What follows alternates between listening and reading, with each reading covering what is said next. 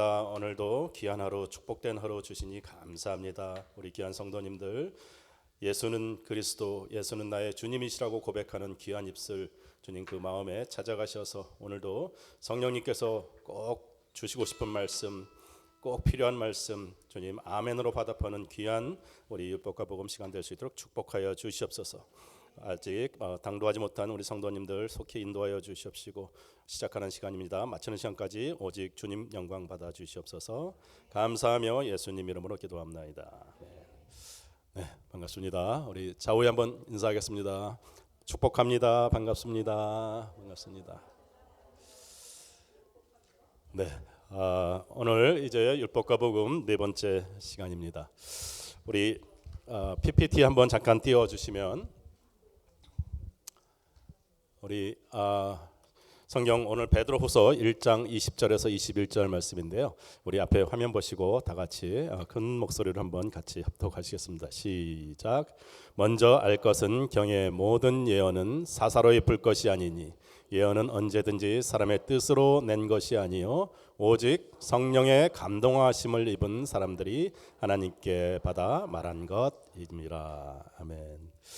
네, 우리가 지금 계속해서 율법 그리고 복음, 율법은 구약을 통틀어서 율법을 대변하고 또 신약을 통틀어서 복음을 대변을 합니다. 이 성경은 어떠한 성경에 모세가 모세오경을 쓰고 사도 바울이 서신서를 쓰고 우리가 작가를 다 알아요. 시편은 다윗과 아삽이 쓰고 이런 걸 다 알지만 그 사람들을 사용하셔서 성령님의 감동하심을 입은 사람들이 하나님께로 받아서 말한 것이다라는 베드로 사도의 이 말씀을 우리는 명심하시고 성경을 큐티하시면서 묵상하시면서 성경 한 구절 한 구절이 하나님이 우리에게 말씀하시는 그러한 특별한 계시다라는 것을 명심하시기 바랍니다. 우리가 지난 시간에 우리가 하나님의 뜻을 알 수가 없다고 그랬어요. 우리가 개미가 하루살이가 우리 인간의 계획이나 뜻을 알 수 없는 것보다 더 거리가 먼 나와 하나님과의 그 사이에 하나님의 뜻을 우리는 도저히 알 수가 없는데, 하나님께서 이 성경이라는 특별한 계시의 말씀을 우리에게 주셔서 천지가 어떻게 창조가 되고 왜 사람이 이 땅에 태어나고 어떻게 해서 우리가 죄인이 되고 또 어떻게 해서 다시 예수 그리스도가 이 땅에 오심으로 해서 그 십자가의 보혈의 능력으로 우리가 다시 하나님 앞에 돌아가는 하나님 나라의 자녀가 되는 이 모든 하나님의 경륜, 하나님의 계획이 바로 하나님의 특별한 계시인 성경에 모두가 다 쓰여 있는 거예요. 그래서 성경은 우리가 신적인 권위가 있다. 그리고 성경이 하나님의 계시라고 믿을 수 있는 근거가 몇 가지가 있는데, 그 중에 첫 번째가 성경의 구성이라는 거죠. 성경은 구약과 신약으로 나누어져 있는데, 성경은 창세기, 출애굽기, 레위기, 민수기 모든 성경이 각각의 다른 인물들이 나오고 각각의 다른 주제가 나오는데, 그 주제 가운데서 우리는 항상 예수님을 찾아야 돼요. 우리가 성경의 곳곳에서 창세기에서 하나님이 천지를 창조하시고 아브라함을 통해서 너는 복의 근원이 되라라는 그 창세기 12장 3절의 말씀이, 그 복의 근원이 뭐냐면 예수 그리스도를 만나는 그 여정을 아브라함을 불러서 시작을 하는 거예요.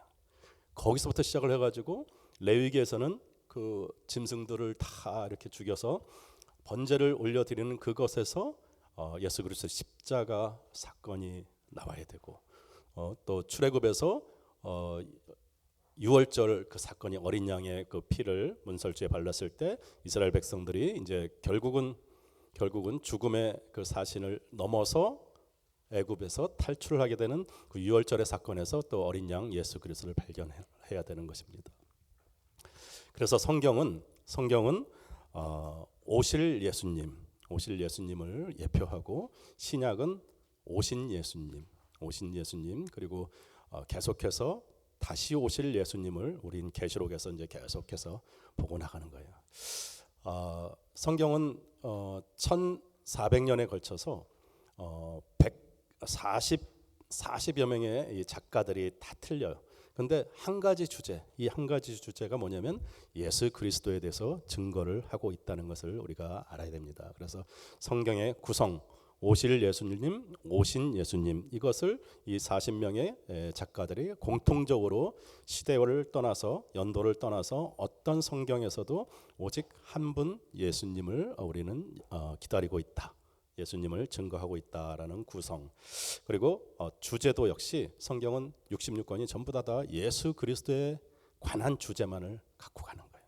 그리고 이 성경에 나오는 그러한 예언들이 계속해서 성취가 되는데, 특별히 2000년 전에 이스라엘이 망했잖아요. 이스라엘이 바벨론에, 아수르에 하고 결국은 로마의 디도 장군에 의해서 망하고서 1948년도에 기적처럼, 여러분들 이 2000년 만에 다시 나라가 세워진다는 것은 불가능해요.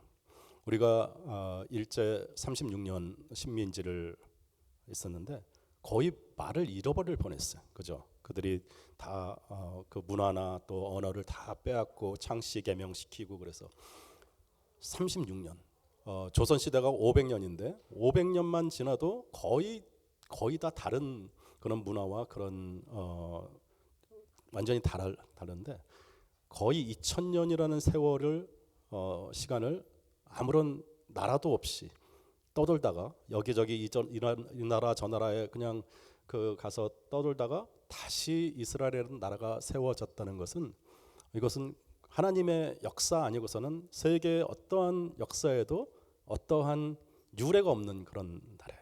그래서 하나님의 예언의 성취, 역사적인 그런 성취가 성경에 그대로 이스라엘의 나라가 다시 세워져서 시온으로, 예루살렘으로 주님께서 다시 오신다는 그 역사가 지금도 이루어지고 있고요. 또 성경의 말씀이 오늘날에도 계속 수많은 간증들도 있고, 수많은 우리들 각자의 간증들도 있고, 또 우리 설교 말씀이나 여러 그 말씀들을 통해서 오늘날에도 역사하시는 하나님, 다른 사람에게 이야기는 안 하지만 나의 삶 가운데 역사하시는 하나님, 그 하나님이 성경 말씀을 통해서 우리에게 역사하시고 또 날마다 우리에게 함께 하심을 또 약속해 주시는 하나님이십니다. 성경에 나오는 하나님의 그 뜻, 성경은 우리 글로 이렇게 쭉 써져 있잖아요. 요한복음 3장 16절을 비롯해서 창세기부터 쭉 말이 써져 있는데, 이 성경 전체에 나오는 그러한 말들, 그러한 예언들, 모든 것들의 뜻, 성경의 뜻은 하나님이 세상을 이처럼 사랑하사 독생자를 주셨으니 이는 저를 믿는 자마다 멸망치 않고 영원한 생명을 얻게 하려 하심이다라는 이 말씀을 성경에서는 하시고 싶으신 거예요. 그것이 성경의 뜻인데, 이 요한복음 3장 16절에 진단과 처방이 나와 있어요. 하나님이 세상을 이처럼 사랑하사 독생자를 주셨으니 이는 저를 믿는 자마다 죽지 않고 멸망치 않고 영원한 생명을 주시려 함이다라는 이 말씀에 하나님의 우리의 인생에 대한 진단이 나와 있는데, 그 진단은 뭐냐면 우리는 다 죽게 되어 있다는 거예요. 죽게 되어 있다는 거예요. 그리고 그것의 처방은 뭐냐면 예수 그리스도의 십자가를 믿는 사람들은 죽지 않는다, 영원한 생명을 얻는다라는 거예요. 이 요한복음 3장 16절이 나오기 바로 전에 요한복음 3장 14절 15절이 어떤 내용이 나오냐면, 이스라엘 민족들이 출애굽을 해가지고 이제 광야 40년 세월을 거의 다 지나다가 이제 가나안 땅이 저 앞에 보이는데, 그 길을 가려면 에돔 땅을 지나가야 되는데, 이 에돔 땅을 지나가려고 그랬더니 에돔 왕이 좀 허락을 좀 해달라. 우리가 다른 거 너희들 농작물 하나도 손을 안 대고 그냥 길로만 똑바로 갈 테니까 좀 너희 나라를 좀 지나갈 수 있도록 허락을 해달라. 그러니까 이 에돔 왕이 안 된다 그러는 거예요. 이 이스라엘 200만이 되는 이스라엘 백성들이 그 길을 지나가다가 혹시라도 마음이 변해서 자기들 나라를 정복하거나 싸움을 걸면 믿지를 못하는 거죠. 그래서 그렇게 못하겠다라고서 거절을 해요. 그러니까 이스라엘 백성들이 40년을 광야 생활을 한 그 상태에서 얼마나 지치고 힘들어. 근데 그 상황에서 또 에돔 땅을 돌아서 한참을 또 돌아가야 되는 그런 상황에서 이제 또 이스라엘 백성들이 모세에게 또 불만, 원망을 해. 그럴 때 하나님이 불뱀이라고 그러면 막 불이 아니라 독이 아주 강한 뱀을 불뱀이라고 그러는데, 이 불뱀을 보내서 이스라엘 백성들을 막 광야에서 다 물게 한 거예요. 또 막 회개하고 잘못했다 그러니까 모세한테 다시 제발 이 불뱀에 물려서 죽어가는 이 백성들을 구원해 달라 그랬더니 이제 모세가 하나님에게 또 기도를 합니다. 기도를 하니까 하나님께서 놋으로 뱀을 만들어서 놋뱀을 장대 위에도 높이 걸어라. 그리고 누구든지 뱀에 물려서 죽어가는 사람은 저 놋뱀을 바라보면 생명을 구할 것이다, 살 것이다 라고 그래요. 그래서 이스라엘 백성들이 불뱀에 물려서 독에 잔뜩 퍼져 있는 이 백성들이 그 높이 장대 위에 서 있는 놋으로 만든 놋뱀을 바라보는 자들은 감쪽같이 독이 다 해독이 되고 그래서 살아났어. 여러분들 앰뷸런스에 지금도 이렇게 뱀 이렇게 걸려 있죠. 십자가 이렇게 뱀 같은 걸려. 그게 여기서 나온 그 놋뱀이에요. 그 사건 바로 이후에 요한복음 3장 16절이 나오는 거야. 하나님이 세상을 이처럼 사랑하사 독생자를 주셨으니 이는 누구든지 저를 믿는 자마다 멸망치 않고 영생을 얻게 하려 한다. 그래서 요한복음 3장 16절을 듣는 이스라엘 민족들은, 유대인들은 이게 놋뱀에서 시작된 것이라는 걸 알아요. 십자가 사건이, 십자가에 달려있는 예수 그리스도가 자기들이 광야에 있을 때 모세한테 그렇게 됐을 때 불뱀에 물려서 죽어가던 자기들이 그 놋뱀을 바라보았을 때 목숨을 구하고 생명을 얻었다라는 것을 알아. 그걸 다 구전으로 이스라엘 민족들은 이 성경 모든 것이 다 이렇게 말로 전하는 굉장히 뛰어난 민족이잖아요. 그래서 그것들이 자기네 그 전래 그러한 이야기들처럼 그 사건을 아는 거야. 그래서 요한복음 3장 16절을 이들이 들었을 때는 그 놋뱀을 바라봤던 광야의 그 불뱀 사건들을 기억을 하는 거예요. 근데 불뱀에 물려 있는 놋뱀 정도가 아니라 거기다가 하나님의 외아들인 예수 그리스도를 장대에 달아놓고 누구든지 영원한 생명을 얻기 위해서는 저 예수 그리스도의 십자가를 바라보아야 한다라는 말씀이 성경 전체 처음부터 끝까지 하고 싶어하는 성경의 뜻이에요. 성경에서 하나님이 우리에게 주시려고 하는 그 말씀이에요. 여러분들 우리가 처음부터 이렇게 80년 살고 100년 살고 또 그것도 안 돼서 나이가 들면 이 땅에서 육신의 죽음을 맞아야 된다라는 그런 법칙은 없었어요. 근데 로마서 6장 23절에 나오는 죄의 삭은 사망인 거예요. 한 사람이 죄를 지었음에 사망이 우리에게 왔다라고 이야기를 하는 거예요. 이 사망, 죽음의 죄의 열매는 우리가 거짓말도 하고 거짓말도 하고 누굴 훔치기도 하고 도둑질도 하고 하는 그런 것들이 죄의 열매라고 그랬고, 죄의 결과는 사망이야. 사망이 있다는 것이, 우리 인간에게 사망이 있다는 것이 우리가 죄인이라는 것을 증명하는 것이죠. 우리는 모두 불뱀에 물려서 독이 지금 우리 안에, 죄라는 독이 우리의 몸 가운데 다 퍼져 있는 사람들이에요. 어떤 사람은 그 독이 빨리 퍼져서 더 일찍 죽기도 하고, 어떤 사람들은 좀 더 천천히 독이 퍼져서 늦게 죽기도 하지만 언젠가는 우리의 생명이 다하는, 우리는 죽어가는 시한부 인생들이에요.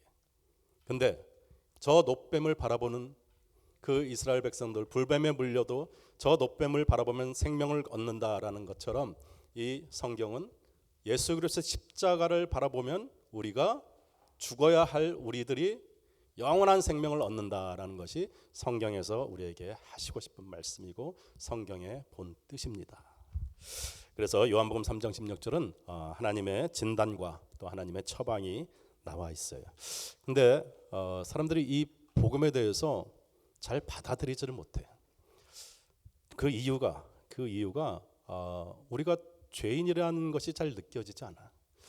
우리는 누가 죄인이라 그러면 내가 무슨 죄를 지었나? 기껏해야 뭐 사탕 하나 훔쳐 먹고 또 거짓말 좀 한 적도 있어. 근데 그것이 예수님이 십자가를 질 만큼, 예수님이 십자가에서 돌아가실 만큼 그렇게 아주 중대한 죄는 아닌 것 같다라는 그런 생각이 들면서 내가 죄인이라는 그것에 대해서 실감을 잘하지 못하죠. 왜 그러냐면 우리는 인간은 스스로 죄인이라는 것을 잘 깨닫지 못합니다. 왜냐하면 인간의 잘못된 기억 장치 때문에 그래요. 잘못된 기억 장치가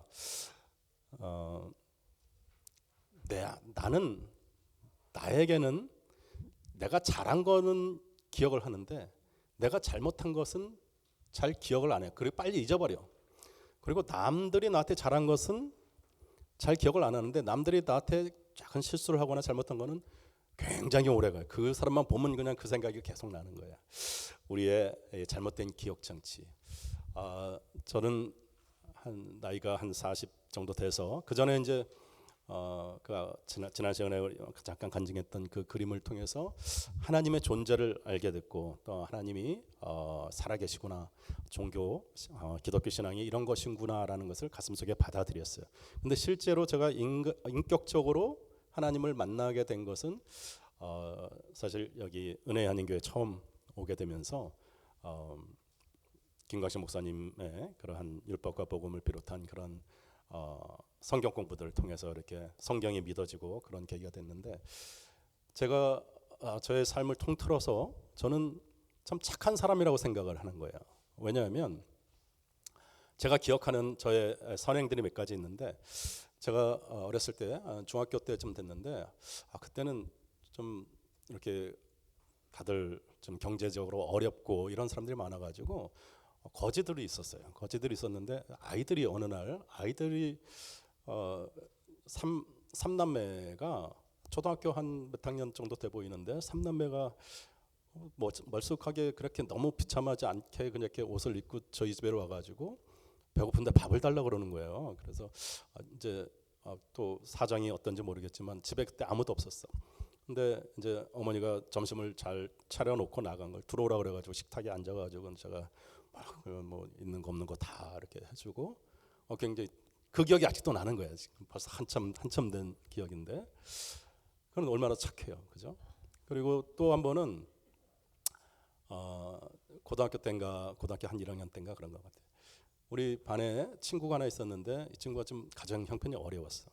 그래서 등록금을 못 내고 또 무슨 학용품 같은 거 사오라 그러면 맨날 힘들어하고 그래요. 그래서 학용품도 같이 제 거 나눠주고 또 등록금을 못 내서 제가 그때 카시오 좋은 시계가 하나 있었는데 그거를 전당포에 갖다 팔아가지고 그 친구 등록금을 내는데 제가 이렇게 좀 보태주고 그랬어.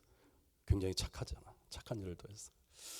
그리고 또 한 청년 때쯤 고등학교 졸업하고 아마 대학 때였나 그랬을 거예요. 동네 그 높은 이 언덕길을 올라가는데 어떤 할아버지가 뒤에다 휴지를 박스를 잔뜩 싣고 낑낑대면서 올라가는 거예요. 그래서 제가 뒤에 가서 말도 안 하고 그냥 뒤에서 쫙 밀어서 언덕 끝까지 올려주고 모른 척하고 나는 딱 이제 딱 갔어. 착하잖아. 근데 평생 나는 이 세 가지 착한 일만 기억을 해. 그 외에 수도 없이 많은 나쁜 일도 했을 거고 거짓말도 했을 거고 수없이 많은 일들을 했는데 다른 것들은 기억을 하나도 안 해. 그리고 누가 너 착한 사람이야? 나쁜 사람이야? 물어보면 나는 착한 사람이야. 나는 이러한 일들을 했어 하는 것이 나의 기억 속에 아직도 있어. 우리 사람들은 자기가 잘한 일들, 자기의 선행 몇 가지만 기억하고 자기가 누구에게 무심코 던진 말이, 누구에게 나쁜 행동을 했던 것들은 아예 그냥 잊어버려요. 그런 우리의 기억 장치에 문제가 있기 때문에 우리가 죄인이라는 것을 잘 깨닫지 못하는 거예요. 그리고 두 번째는 또 뭐냐면 우리의 죄의 기준하고 하나님의 죄의 기준하고 달라요.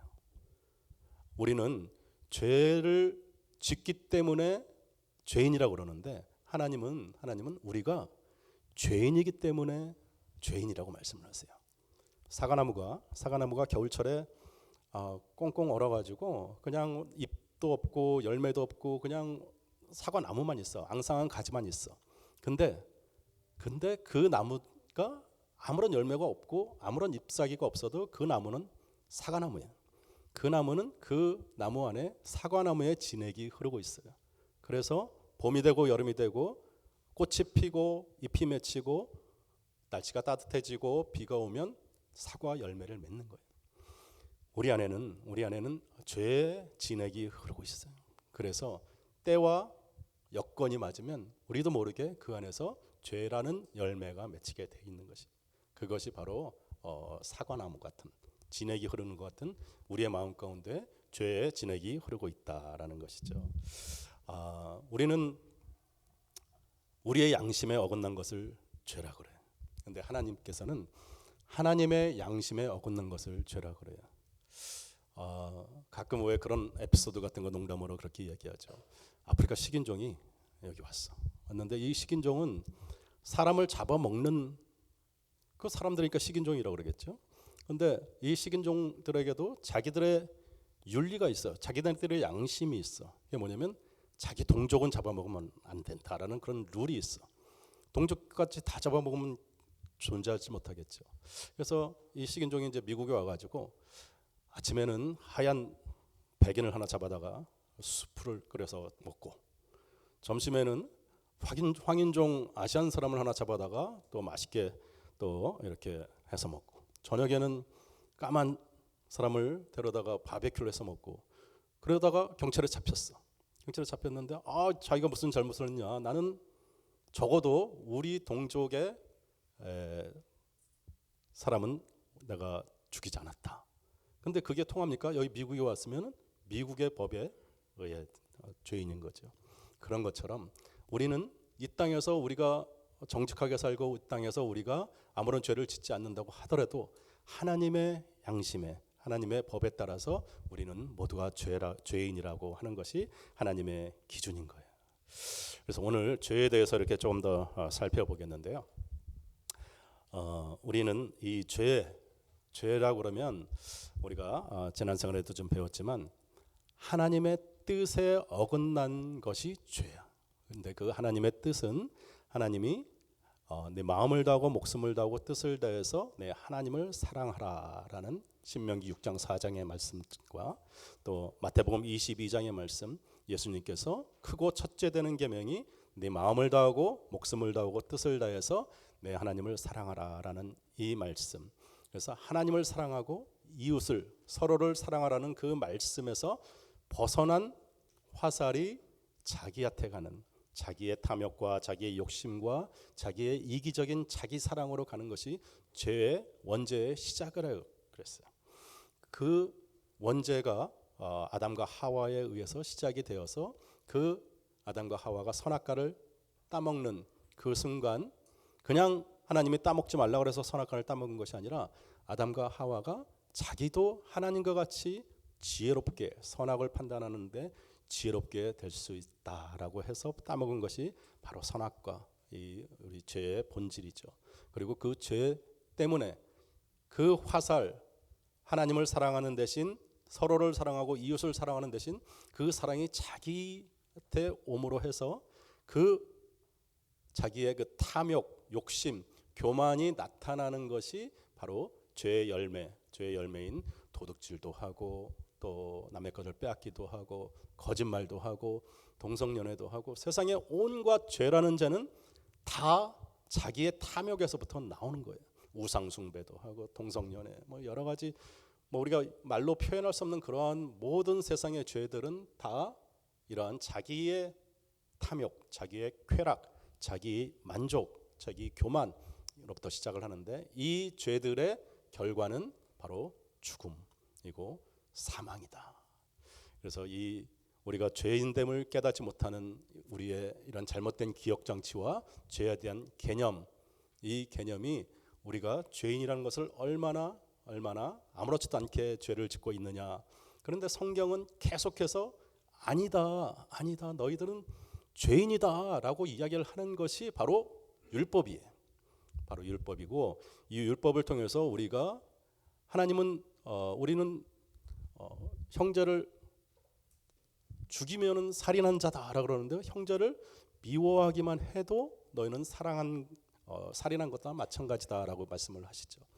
또 여자를 보고 음란한 생각만 해도 벌써 간음한 것과 마찬가지다, 간음한 것이다라고 예수님은 그렇게 말씀을 하세요.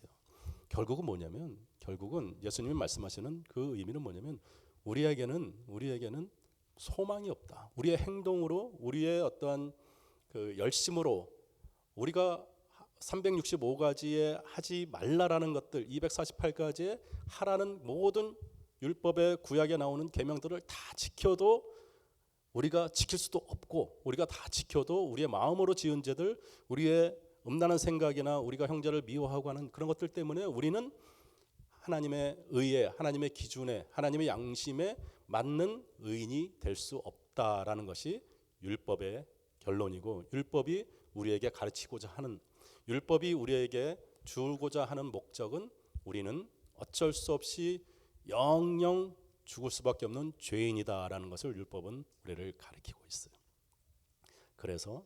그러므로 요한복음 3장 16절을 복음을 우리에게 주심으로 우리에게 살아날 수 있는, 다시 영원한 생명을 가질 수 있는 그러한 길을 하나님께서 열어주셨다라는 건데, 우리가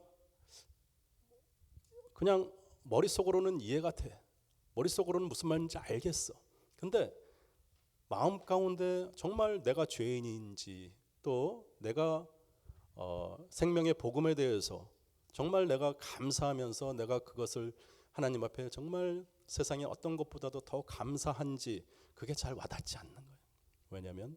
왜냐면 이러한 죄에 대한 무감각과 또 우리의 잘못된 생각과 또 얼마나 우리가 죄인인 것을 느끼지 못하는 그런 것들 때문에 그래요.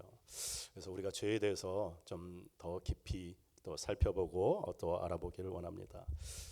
죄는 세 가지의 죄가 있는데, 첫 번째는 우리가 지금 말씀드린 그런 원죄가 있어요. 우리의 마음 가운데 하나님의 뜻에 어긋난, 하나님을 사랑하고 이웃을 사랑하는 그 대신에 나만을 사랑하고자 하는 그 욕심, 교만, 탐욕 같은 게 이제 원죄고, 그 원죄가 이제 우리에게 나타나는 그러한 본죄, 성품죄가 있고, 또 죄를 실제적으로 짓는 품행죄, 또 고범죄가 있습니다.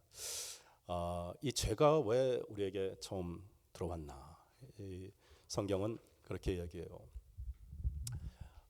성경은 하나님의 형상대로 아담과 하와, 즉 우리들을 만드셨는데, 아담과 하와가 그냥 가서 선악과를 따먹지 않았어.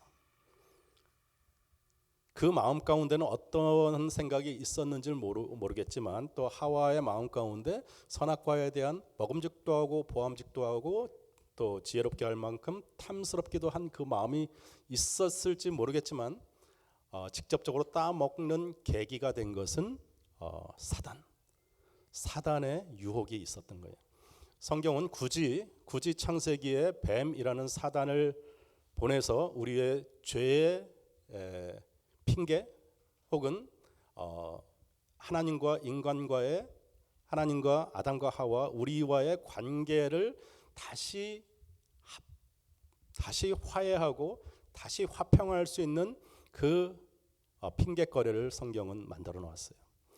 만약에 하와가 직접 아무런 사단의 유혹도, 뱀의 유혹도 없이 직접 가서 선악과를 따먹었다면 아마 굉장히 좀 더 힘들었을 것 같아요. 좀 더 복잡한 그런 하나님의 경륜이 나왔을 것 같은데, 그래서 천사를 창조하고 또 이 천사가 타락을 해서 사단이 아담과 하와를 유혹하는 그 장면이 창세기 3장에 나오는 거예요. 우리 자녀들 이렇게 키울 때 보면, 저도 어렸을 때 그랬는데, 학교 가서 아무리 말썽을 부리고 뭐 저기를 해도 우리 아들은 참 착한 아들인데 친구를 잘못 사귀어서 그랬던 그런 이야기들을 해요. 부모의 마음은, 하나님의 마음은, 내 자녀가, 아담과 하와가 그런 죄를 지었지만 아담과 하와를 그렇게 만들지 않으셨어. 그리고 거기에는 반드시 아담과 하와의 그 잘못된 죄를 짓게 하는 그런 사단의 역사가 있었다. 그래서 성경은 이 사단에 대해서 잠깐 이야기를 합니다. 그래서 천사를 창조하고 또 천사가 타락한 그 영이 사단이라고 이제 성경은 이야기를 하는데 이사야에서도 나오고 성경의 몇몇의 이 천사의 이야기가 나오는데 여러분들 천사에 대해서 이렇게 너무 천사 혹은 귀신 사단에 대해서 하나님은 별로 관심이 없어요. 하나님은 사단이나 또 천사의 어떤 그런 것은 하나님이 부리는 영으로 만든 것이 천사야. 그리고 하나님이 영생하시는 하나님이시니까 하나님의 나라, 하나님의 존재는 시간이라는 개념이 없으신 분이에요. 하나님은 시간과 공간을 다 만드신 분이기 때문에 하나님이 천사도 또 우리들도 영원한 생명으로 창조를 하셨어요. 그런데 이 천사가 영원한 생명을 갖기 위해서는 하나님을 섬기고 하나님에게 부리는 영으로 하려 보니까 이 천사에게도 하나님이 명령을 내릴 수 있어야 되잖아요.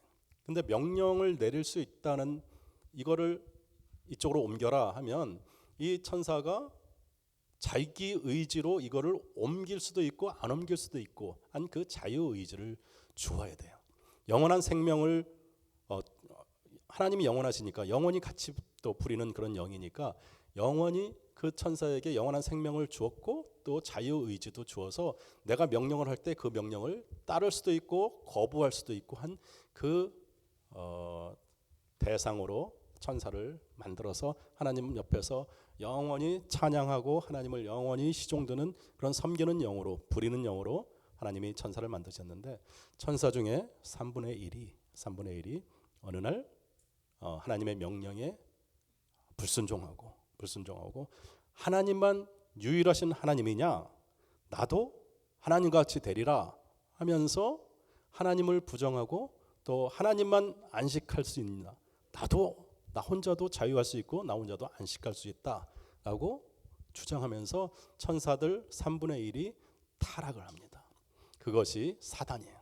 그래서 이 땅에서 이제 나중에 계시록에서 그 사단을 전부 다 이제 예수님 다시 오시는 날 불못에 던지는 그러한 그 계시록의 그 장면들이 나오는데 어쨌든 이 천사들이 타락을 한 사단이에요. 근데 하나님 사단을 안 만드셨으면 되는데 지난번에 우리 인간의 타락에 대해서 인간의 죄에 대해서 잠깐 설명할 때 설명을 드렸지만 하나님께서는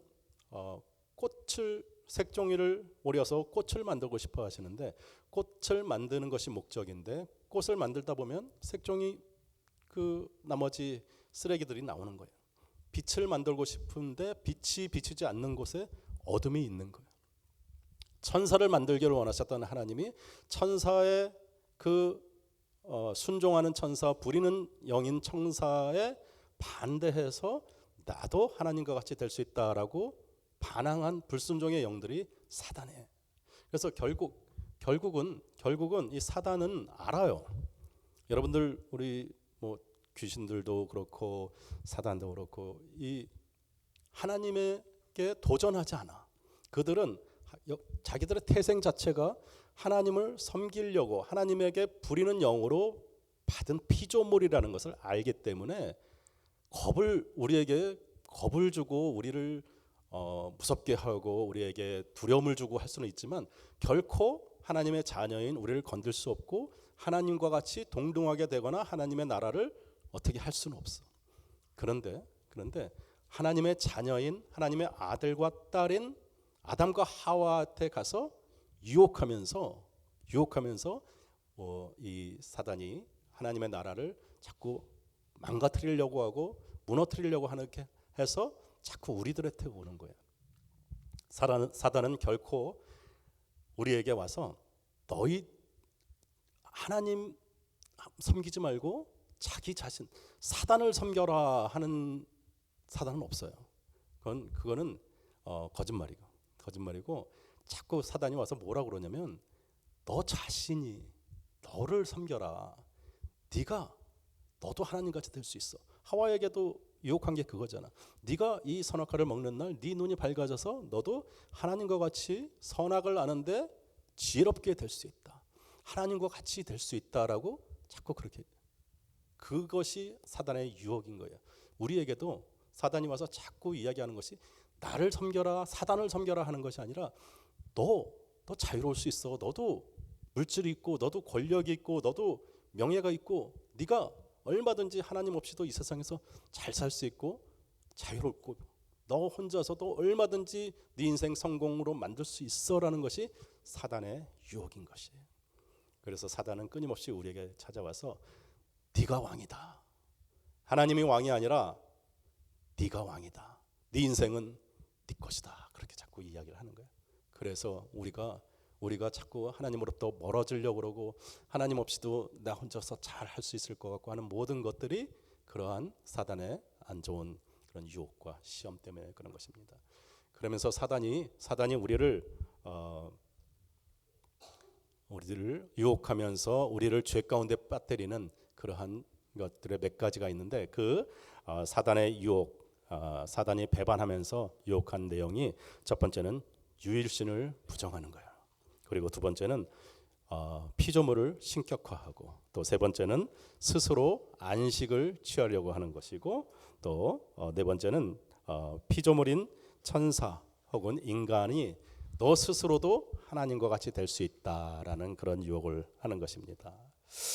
그래서 오늘 한번 같이 좀 깊이 들어가 보고 싶은 것은 오늘 이 타락한 천사들, 이 사단이 와서 우리에게 그들이 죄의 모습으로 나타나는 유일신을 부정하고 또 피조물을 신격화하고 또 스스로 안식을 취하려고 하고 스스로가 하나님과 같이 되려고 하는 그것이 보면 10계명의 1계명에서 4계명까지 다 나오는 그런 내용들이에요. 하나님만 하나님이냐, 하나님만 유일하신 하나님이냐라는 이의를 제기하는 것이 사단의 첫 번째 퀘스천이었어요. 근데 그래서 10계명의 제1계명은 나 외에 다른 신을 섬기지 말라라고 하죠.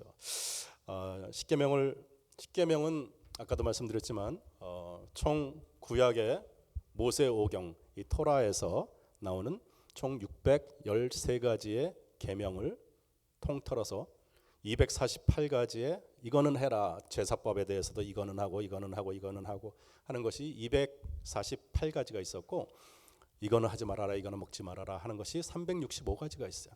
그래서 613가지의 계명이 있는데 그 613가지의 계명을 바리새인들은 하나하나 다 지키려고 아침부터 저녁까지 먹지 말아야 될 것, 먹어야 할 것, 해야 될 것, 하지 말아야 될 것, 뭐 안식일날 지켜야 할 걸 몇 걸음 이상 가면 안 되고 엘리베이터 버튼도 누르면 안 되고 지금도 이스라엘에서는 전통 유대인들이 그 것들을 다 지키고 살아.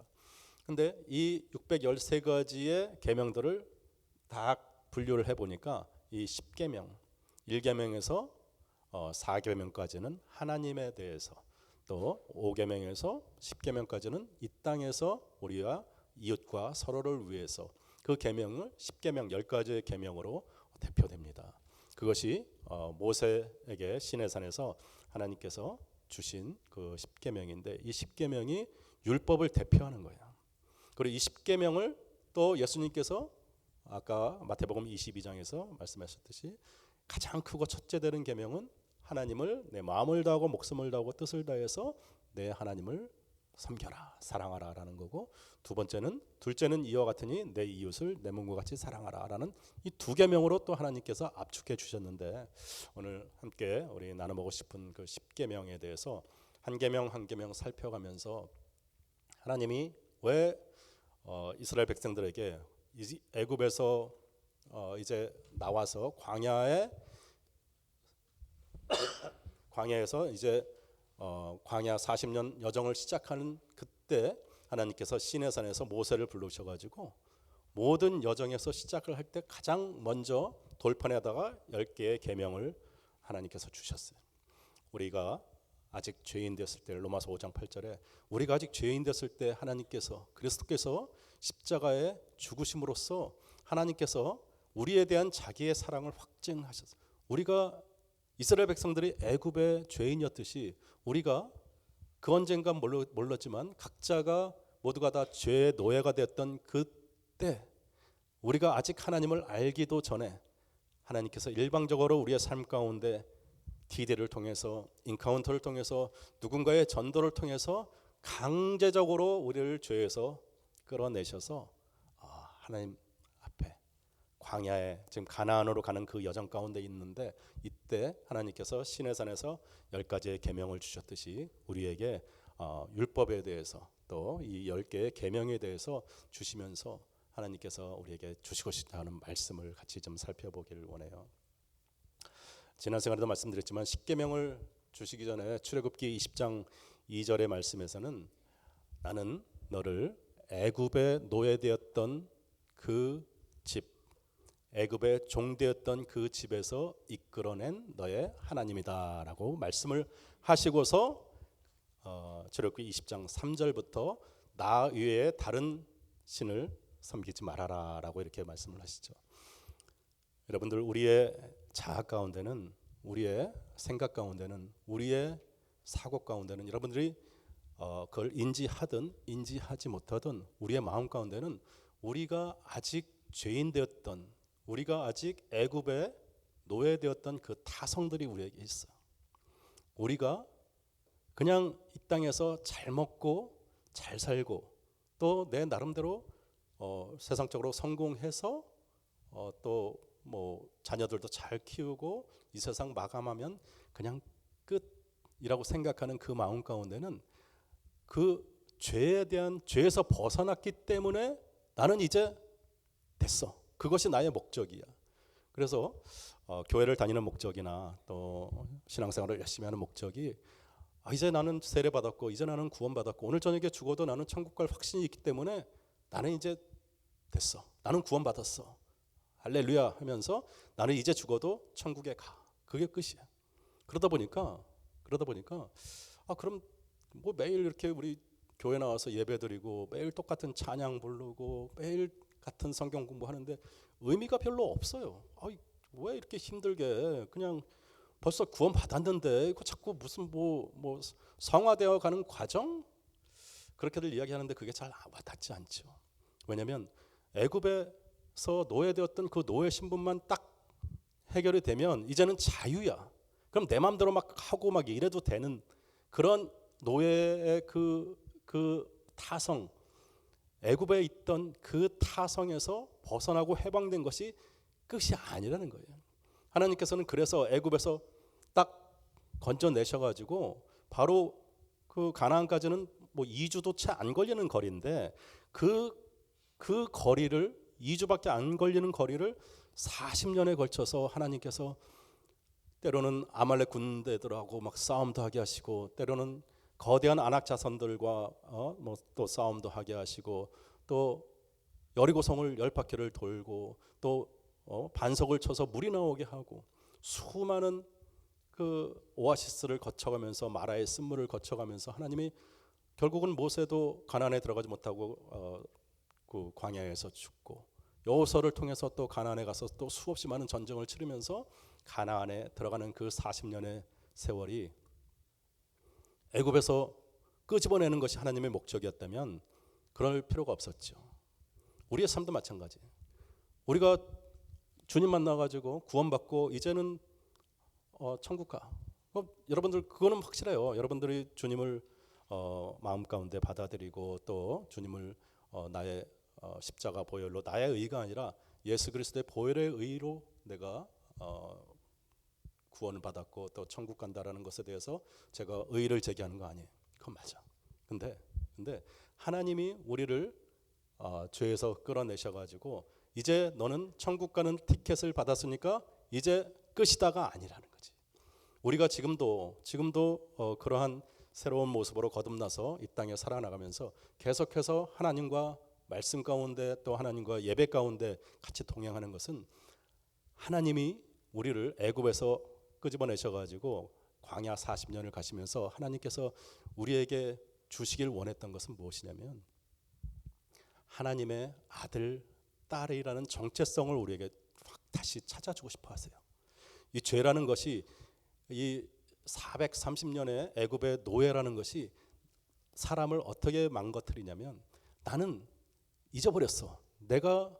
내가 요셉의 국무총리가 된 요셉의 형제들이 70명이 애굽으로 들어가서 그곳에서 하나님의 사명 붙잡고 아브라함부터 이삭, 야곱의 이 하나님의 선택한 주의 백성인 것을 그 애굽의 400년 동안 요셉을 모르는 왕들이 나타나서 400년 동안 벽돌 짓고 진흙으로 그거 만들면서 다 잊어버렸어. 그리고 나는 후추와 고기를 먹고 사는 것에 만족하면서 400년 동안 그들이 부르짖었던 것은 자유가 없기 때문에 나를 이곳에서 끄집어 내 주십시오.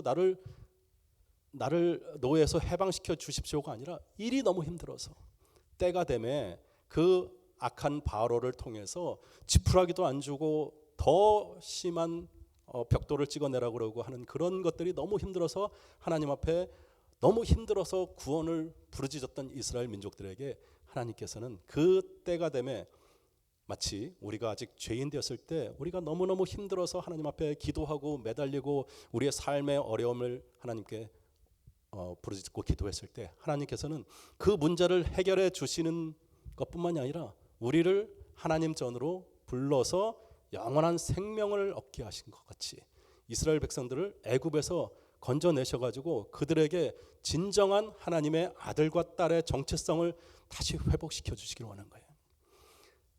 아담과 하와가 우리가 아까 다시 죄의 근원으로 돌아가면 아담과 하와가 선악과를 먹었던 것은 그거는 그가 이 선악과를 하나님께서 먹지 말라고 한 선악과였잖아요.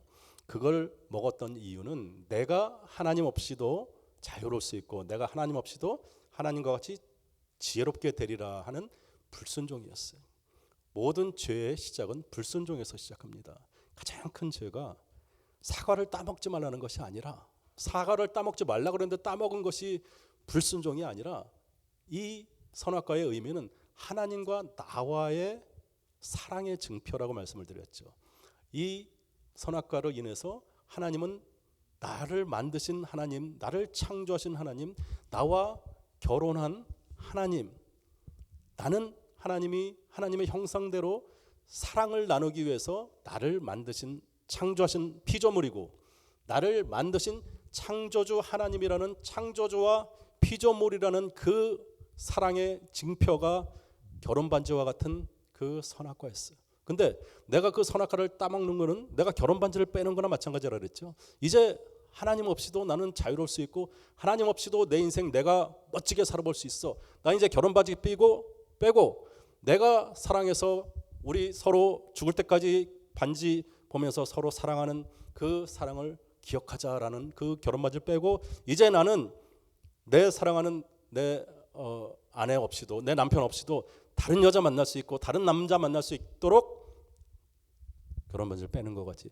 선악과를 따먹은 것은 하나님에 대한 나의 사랑, 하나님이 나를 그토록 사랑하시는 그 사랑에 대해서 내가 이제는 하나님 필요 없어요, 나 혼자도 살 수 있어요라는 최고의 불순종의 시작이었어요. 그것이 선악과를 따먹은 그 사건이었어요. 그 불순종이라는 그 죄를 하나님께서는 애굽에서 우리를 인도해 내시면서 끊임없이 순종을 훈련시키세요. 순종을 가르치세요. 노아가 방주를 짓는데 120년이 걸려요. 하나님이 그때 당시에는 홍수도 한 번도 없었고 하나님의 능력으로 노아에게 지으라고 하시면 하루 이틀이면 방주 짓지 않겠어요? 모든 코끼리며 모든 기린들이 전부 다 나무 물고 와가지고 뭐 새들과 전부 다 해서 방주 멋지게 딱 지어놓으면 하나님이 위대하신 하나님 할렐루야 더 찬양할 거예요. 근데 120년 동안 비 한 방울 안 오는 그 산꼭대기에 방주를 짓습니다. 여리고성도 7일 동안 하루에 한 바퀴씩 가서 7일째 되는 날은 7바퀴를 돌고 거기 다 같이 서가지고 함성을 질렀을 때 여리고성이 무너졌어요. 왜 그래요? 그냥 일주일까지 7일까지 기다릴 필요 없이 그냥 너희들 하나님이 하시는 역사를 잘 봐라. 홍해 바다를 가르듯이 쫙 세워놓고 소리 한번 쫙 지르면 문이 여리고성 다 무너질 수도 있잖아요. 하나님께서는 계속해서 그 40년 동안 이 이스라엘 민족들에게 가르쳤던 것은 순종이에요. 너희들이 한 바퀴 돌고 두 바퀴 돌고 세 바퀴 돌면서 이 이스라엘 민족들이 저렇게 정말 저렇게 견고한 성이 우리가 돈다고 무너질까? 우리가 소리 지른다고 무너질까? 여러분들 지금도 어떤 고고학자들은 그게 무슨 그때 당시에 지진이 있었다는 등 합리적인 이유를 찾으려고 그래요. 우리의 마음 가운데는 그래요. 근데 하나님은 그렇게 역사하시는 거예요. 우리의 삶을 통해서 여러분들 날마다 와서 예배드리고 날마다 찬양하고 날마다 똑같은 금요 예배드리고 주일 예배드리고 또 가정 예배드리고 또 그룹에서 또 예배드리고 이것이 하나님과 우리의 그 광야 40년의 여정이에요. 하나님은 우리도 모르는 사이에 우리의 정체성을 내가 하나님의 아들 딸이라는 것 책에서 하도 얘기하고 목사님들이 얘기해서 그렇다고 그러는데 안 느껴져. 기도해도 어떨 때는 기도 제목 내놔도 잘 하나님이 들으시는 것 같지 않고 하나님과의 거리가 너무 멀은 것 같아. 그게 왜 그러냐면 우리의 마음 가운데 아직도 우리가 죄인 되었던 죄가 싹 씻어진 것이 아니라 죄를 의롭다고 하나님의 그 하얀 옷을 입혀 주신 거예요. 우리 안에는 아직도 죄가 있어. 그래서 여러분들 TD를 가거나 아니면 선교제를 가시면 굉장히 이렇게 하나님에 대한 굉장히 가깝게 하나님의 임재도 느끼고 하나님의 역사심도 느끼고 하나님의 은혜를 많이 느낄 수 있는 그런 기회들이 참 많이 있어요. 우리의 마음 가운데 하나님을 이렇게 마음을 열고 하나님 앞에 가까이 가면 갈수록 하나님이 우리에게 더 들어오시는 그것이 바로 우리의 정체성에 대해서 우리가 하나님의 아들 되고 딸 되고 한 그것에 대해서 하나님은 계속해서 우리를 하여금 순종의 길로 인도하시는 거예요. 우리가 예배드리는 것도 찬양하는 것도 우리의 마음 가운데 이것을 해야 되는 어떤 그러한 형식적인 그런 예배가 아니라 정말 하나님이 나의 아버지 되시고 나의 구원자 되시는 그 하나님을 만나는 그 시간들을 마음을 열고 하나님께 예배드리는 그 시간에 조금 더 내가 하나님 앞에 가까이 갈 수 있는 것입니다. 그래서 광야 40년 동안 하나님께서는 십계명을 주시기 전에 그렇게 말씀하신 거예요. 나는 이걸 좀 알아줬으면 좋겠다. 나는 너를 애굽의 노예되었던 애굽의 종되었던 그 집 너의 자아에서 너를 이끌어낸 너의 하나님이다라고 하시면서 맨 첫 번째로 나 외에 다른 신을 섬기지 말라라는 첫 번째 계명을 주세요. 하나님은 다시 말씀드리지만 하나님은 우리의 행동이나 우리의 어떠한 그런 밖으로 나타나는 것을 고치려고 하는 것이 아니라 우리의 마음 가운데 내가 더 이상 애굽의 노예가 아니고 내가 더 이상 종의 노예가 아닌 나의 욕망이 나를 향한 탐욕이 아니라 하나님을 사랑하고 이웃을 사랑하라는 그 하나님의 계명, 나만을 생각하는 것이 아니라 하나님을 생각하는 그 마음으로 우리의 마음이 바뀌었으면 좋겠다라는 그 계명을 주시는 거예요. 그래서 첫 번째는 나 외에 다른 신을 섬기지 말라라는 계명을 주셨어요. 하나님은 유일하신 하나님이세요. 어떤 사람들은 종교 다원주의를 주장하는 사람들은 불교에도 진리가 있고 이슬람도 또 힌두교도 모든 종교가 다 우리를 한 곳으로 가는 거 아니냐라면서 뭐 유대교 무슨 종교 뭐 해가지고 종교 다원주의를 주장하는 사람이 있어. 어느 쪽으로 가든 똑같이 산꼭대기로 올라가면 되지 않느냐 이런 논리를 피는데 그렇지 않습니다. 하나님은 유일하신 하나님이시고 하나님만이 길이고 진리고 생명이신 거예요. 그 나머지 종교들은요, 인도에 가면 3억 3천의 신들이 있어요. 길거리에는 소들도 뭐 잔뜩 있고 뭐 길거리에 쥐도 뭐 강아지도 전부 다 신이야. 여러분들 어렸을 때 보면은 저 동네 그 큰 느티나무에다가 뭐 이렇게 줄줄줄 좀 매달아 놓고 거기 지나가면서 거기서 한번 절하고 또 어떨 때 가보면 거기에 뭐 쌀도 있고 뭐 모도 있고 뭐 이렇게 하면서 향도 피워놓고 그런 성황당 같은 거 있었죠.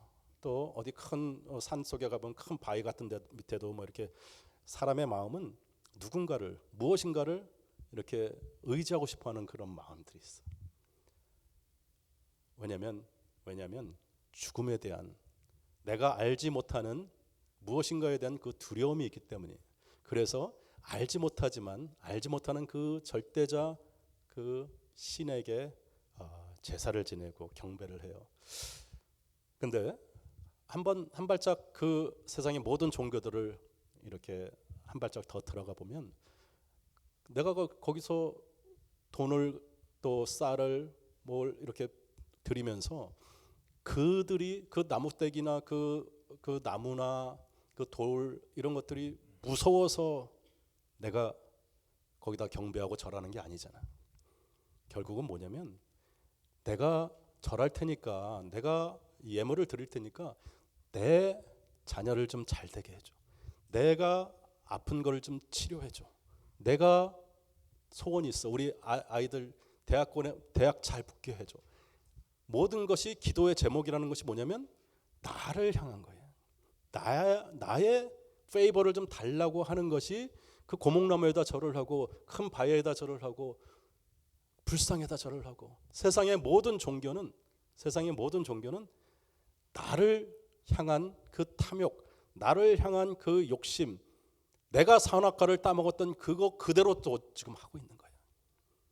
우리 하나님에게도 우리가 예배드리면서 여러분들 하나님이 우리가 아직 하나님을 몰랐을 때 우리를 인도해 내시고 너는 내 아들이야, 너는 내 딸이야 라고 자꾸 말씀을 해주시는데 아직도 우리는 우리의 죄의 타성에 젖어서 애굽에 있던 나의 집의 타성에 젖어서 아직도 하나님 앞에 내가 하나님 앞에 헌금할 테니까 내가 하나님 앞에 백일 기도 드릴 테니까 내가 원하는 거 좀 들어주세요 라고 하면 하나님마저도 여러분이 우상으로 만드는 거예요. 세상에는 딱 두 가지의 신이 있습니다.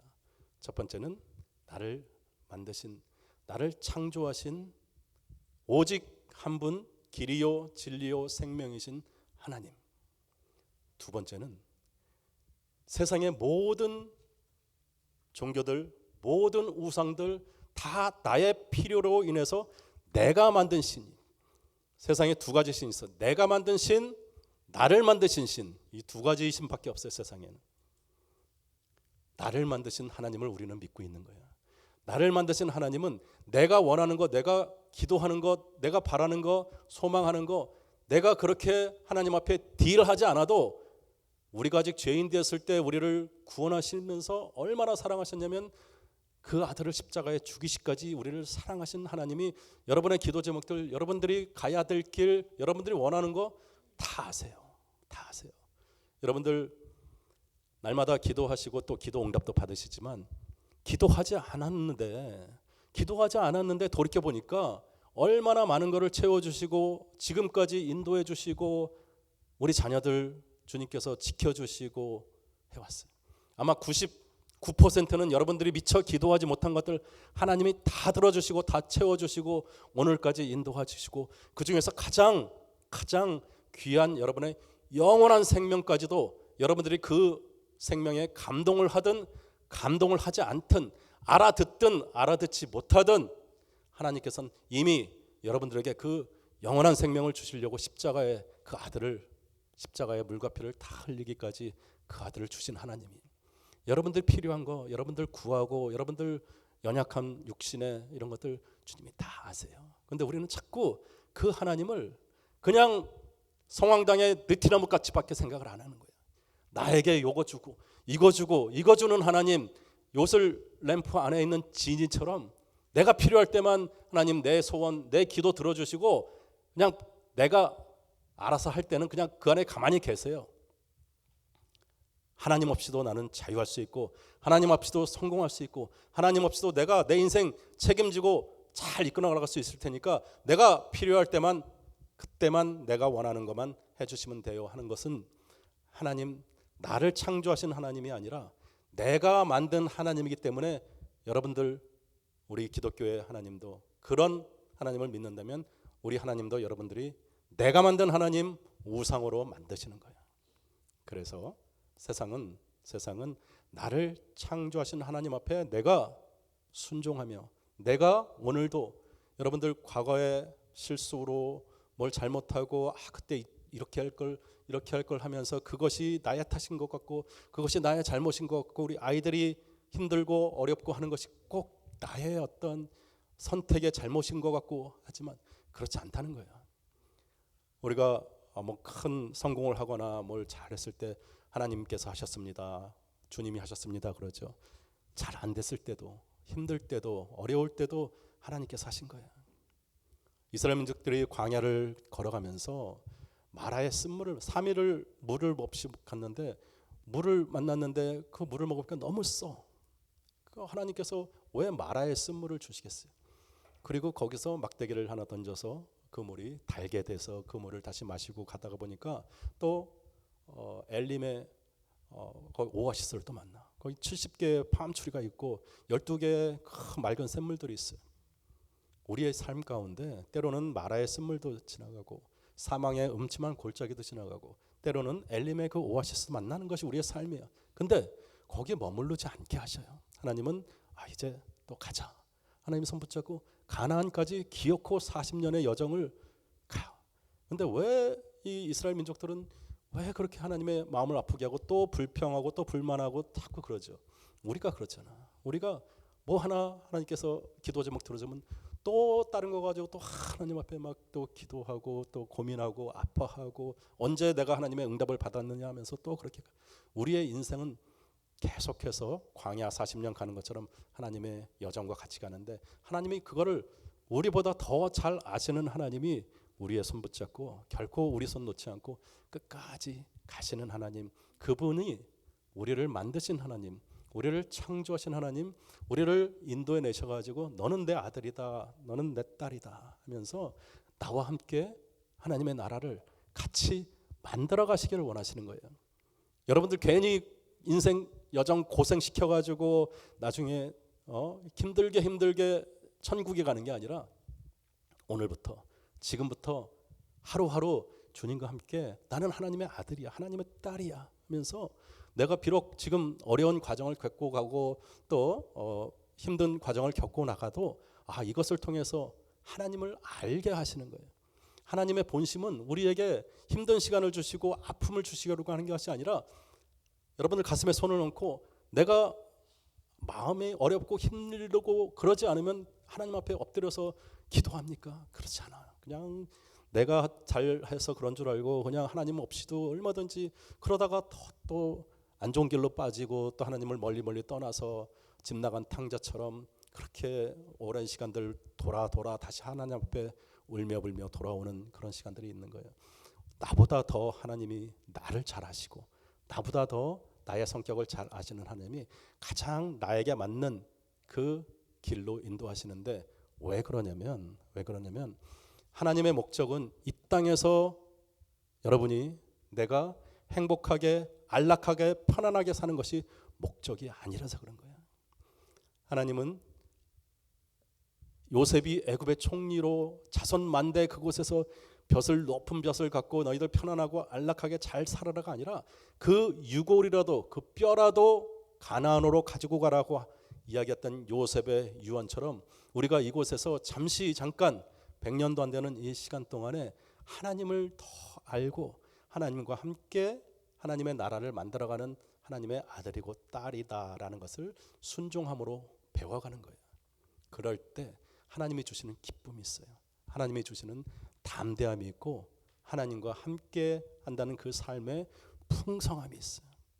그래서 우리가 하나님 첫 번째 계명으로는 너의 자아에서 죄인 되었던 애굽의 노예되었던 나의 자아에서 나와서 이 세상에 두 가지 신이 있는데 나를 만드신 하나님, 그 하나님의 아들이고 딸인 것을 기억해라.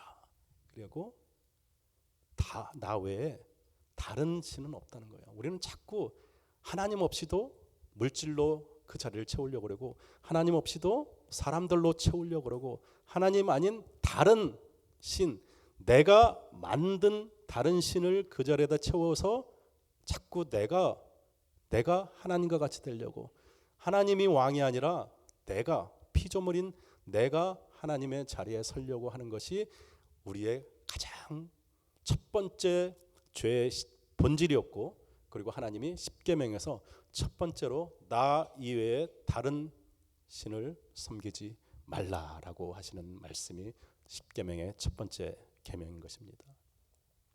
그리고 두 번째 계명은 너를 위해 새긴 우상을 만들지 말라라고 이야기하죠. 이 우상, 지금도 말씀드렸지만 첫 번째, 두 번째, 또 세 번째 계명은 하나님의 이름을 망령되이 일컫지 말라 이라는 말씀 똑같이 계속해서 반복하세요. 하나님께서는 하나님만이 유일하신 하나님이다. 그러면서 우리의 마음 가운데 자꾸 하나님 대신 다른 우상을 만들어서 자꾸 섬기려고 그래요. 우리의 마음이 꼭 어떤 무슨 나무나 돌이나 이런 것 대신에 우리의 자녀, 또 나의 명예, 나의 자존심 이런 것들로 자꾸 갖다가 우상을 만들어 놔요. 그리고 하나님을 거기다가 대신해서 내가 자꾸 하나님 앞에 자꾸 죄를 짓게 만드는 거야. 그리고 절한다는 것이 무슨 말이에요? 이 우상을 만들었고 내가 절한다는 것은 내가 두려워하는 거야. 우리가 자꾸 이렇게 어떤 우상이나 어떤 돌이나 이런 데 가서 절하는 의미는 뭐냐면 내가 승복할 때니까, 내가 항복할 때니까 나로 하여금 해를 당하지 않게 해주십시오라는 것이 절하는 거예요. 근데 그러지 말라 이거야. 너는 내 사랑하는 아들이다. 내 사랑하는 딸이다. 하나밖에 없는 하나님을 바라봐야 되는데 자꾸 내가 무언가를 만들어 놓고 거기다가 자꾸 나를 자꾸 포기하기만, 나를 자꾸 거기다가 절을 해. 하나님이 그러지 말라는 거예요. 나 외에 다른 어떤 우상도 만들지 말며 그것에다 절하지 말라라는 이야기는 너의 정체성을 갖고 하나님의 아들, 오직 유일하신 나를 만드신 하나님의 아들이고 이 하늘나라의 유업을 이어갈 네가 그런 나무떼기, 돌떼기, 그런 우상 만들어 놓고 거기다 절하는 것은 하나님이 참으실 수가 없는 거예요. 하나님의 그 죽으시기까지, 십자가에 죽으시기까지 나를 위해서 생명 바쳐서 이 땅에 오셔서 나를 자녀 삼아 주신 그 하나님이 정말 네가 만든 그 우상, 세상에 그런 나무나 돌로 만든 그 우상을 만들어 놓고 거기다가 너의 정체성을 거기다가 절을 하는 것은 그건 하나님에 대한 모독이고, 네가 애굽에 있을 때 그랬거든. 애굽에 노예에 있을 때 그 애굽 사람들이면 거기다가 절하고 거기에 굴복하고 승복하고 음식 주고 고기 주면 거기에 모든 것을 다 포기했던 그 노예의 근성, 그들의 그 죄의 근성이 지금 우리에게도 있는 거예요.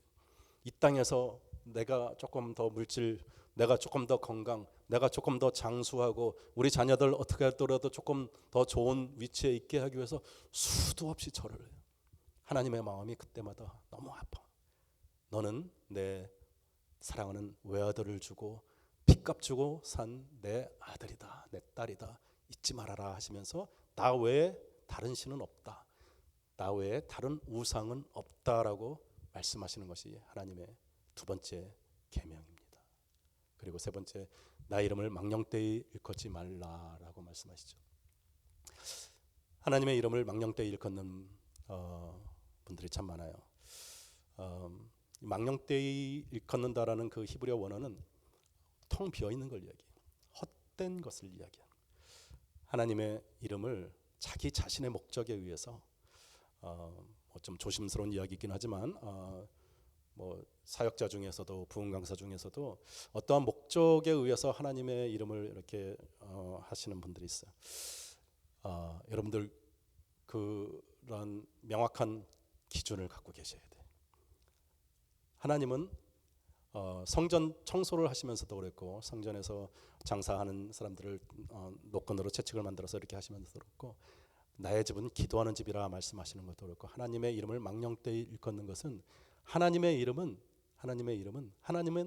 이름은 존재잖아요. 지난 시간에 잠깐 말씀드렸지만 우리가 이름을 갖고 있음으로써 나의 이름, 나의 정체성이 되는 거예요.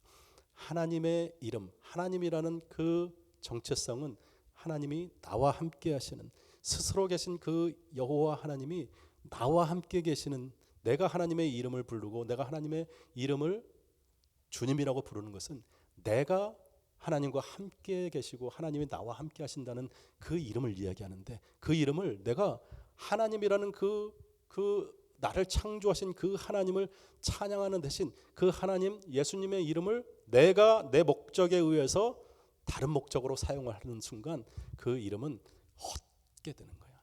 아무런 의미가 없어요. 그 이름으로 아무리 많은 물질을 갖고 그 이름으로 아무리 유명해져도 거기에는 하나님이 함께 하실 수 없다는 그 텅 빈 상태를 망령되이 일컫는다라고 이야기하는 거예요. 하나님의 이름은 하나님을 우리가 부를 때, 하나님의 이름을 부를 때 하나님이 나와 함께 하시는 거예요. 아버지 하나님이라고 부르는 그 순간 아들이 엄마 아빠 부를 때, 여러분들 자녀들이 엄마 아빠 부를 때 어떠한 그 다음에 나오는 어떠한 요구사항이나 어떠한 걸 떠나서 엄마 아빠 부르는 그 말로 우리 자녀와 우리 부모님은 하나가 되는 거예요. 아, 그렇지, 나의 자녀였지, 나의 아버지였지 하는, 하나님은 그 이름에 대해서 그 외에 하나님을 부르는 그 이름의 다른 어떠한 목적도, 다른 어떤 용도도 망령되다고 하나님께서 이야기하시는 거예요. 우리가 기도할 때 하나님 부르짖고 기도하는 거 좋습니다. 좋은데 하나님께서 다 아세요. 다 아시는데 하나님 앞에 하나님 부르면서 기도할 때 하나님께서 우리의 마음 가운데 들어오시고 또 하나님께서 우리의 기도도 다 들어주시고, 기도하는 거 참 좋은 거예요. 하나님이 우리가 부모님한테, 엄마 아빠한테 이거 해달라 저거 해달라고 뭐 사달라고 이야기하는 그 자녀들이 옆집 아저씨나 누구 모르는 사람한테 가서 그렇게 얘기하지 않잖아. 내가 아버지고 내가 나의 아들, 나 딸이다라는 것이 기도 제목으로 또 주님께 올려드리는 것이 우리 하나님께서 너무 기뻐하시고 또 다 채워주시고 또 함께 하시는데, 하나님의 이름을, 하나님 나를 사랑하시는 그 아버지의 그 사랑, 나를 만드신 하나님을 다른 목적으로, 다른 어떤 용도로 사용하지 말라. 하나님은 유일하신 하나님, 나를 창조하신 하나님이시다라는 것을 하나님께서 말씀을 해주시고 계십니다.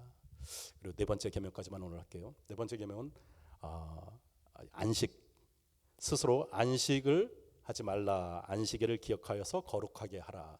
여러분들, 안식은 내가 하려고 하는 것들을 잠깐 멈추라는 거예요. 내가 내 의지로 내 힘으로 하려고 하는 것들을 거기서 잠깐 멈추고 하나님이 하시는 것을 좀 봐라. 네 인생 네가 만들어가는 것 같지만 하나님이, 우리 아버지가 만들어 가신다라는 것을 일주일에 한 번이라도, 예배도 안식이고 우리가 기도할 때도 안식이야. 내가 사회생활하면서 그 시간에 조금 더 돈을 더 벌 수 있고 조금 더 일을 더 할 수 있지만 잠깐 스탑하라는 것이 안식의 사밧의 개념이에요. 잠깐 그 자리에서 멈추고 너의 것을, 너의 모든 행위를 잠깐 멈추고 하나님 바라봐라. 하나님이 너의 삶 가운데 인도하시고 모든 것을 다 채우시는 하나님 바라봐라 하면서 우리가 너무너무 바쁘게 살아가는 그때, 아메리칸 인디언들이 저 모니멘트 밸리 같은 데 보면 큰 이런 절벽 같은 데 있잖아요. 아메리칸 인디언들이 옛날에 서부시대에 막 한참을 몇 시간을 말을 막 열심히 달린답니다. 달리다가 갑자기 그 언덕 끝에서 말을 딱 세우고 한참 기다린대요. 그래서 왜 아직도 갈 길이 먼데 여기서 기다리냐, 왜 스탑을 하고 있냐 그랬더니 나의 영혼이 나를 지금 쫓아오고 있는지 기다리고 있다라고 그랬대. 여러분들 얼마나 바쁘게 아침부터 저녁까지, 또 월요일 시작하면 또 주일까지 얼마나 바쁘게 살아가십니까? 근데 그 자리에 잠깐 사바스, 하나님께서 잠깐 멈춰 서서 나의 영혼은 지금 하나님과 함께 하는 내 영혼이인지, 정말 내가 어디를 향해서 지금 달려가고 있는지 한번 뒤돌아보면서 그 자리에서 모든 것을 딱 멈추고 하나님께 한번, 나의 영혼이 하나님을 잠잠히 바라보고 있는지 기다리는 그 시간이 안식이에요. 그 안식에 우리가 영원히 하나님의 나라에 가면, 천국에 가면 하나님과 함께하는 그 경험을 이 자리에서도, 이 땅에서도 하시는 거예요. 그리고 그 안식은 내가 나의 삶의 주인공이 아니라 하나님이 내 삶을 다스리시고 인도하시는 나의 창조주 하나님이시다라는 고백이에요. 입으로만 주님이 아니라 내가 안식일을 지킴으로써, 안식일을 잠시 나의 모든 것을 잠깐 멈추고 하나님 앞에 맡김으로써 내가 하나님의 아들이다, 내가 하나님의 딸이다, 나를 만드시고 다스리는 분이 하나님이다라는 경험하는 것이 바로 이 안식일을 거룩하게 지키는 것입니다. 네, 이제 시간이 다 됐는데 우리 다음 시간에 십계명 조금 더 깊이 들어가서 십계명까지 마치고 우리가 율법에서 십계명으로 대표되는 율법에서 하나님께서 우리를 얼마나 사랑하시고 또 우리의 삶 가운데 얼마나 깊이 들어오셔서 우리를 안타깝게 바라보시는 그 하나님을 좀 더 알아보기를 원합니다. 이 시간 잠깐 한번 기도하겠습니다. 사랑의 아버지 하나님 감사합니다. 그렇습니다. 모든 것의 주인이시고 창조주시고 우리의 삶의 인도자시고 다스리시는 주님, 그 주님이 나의 아버지 하나님이십니다.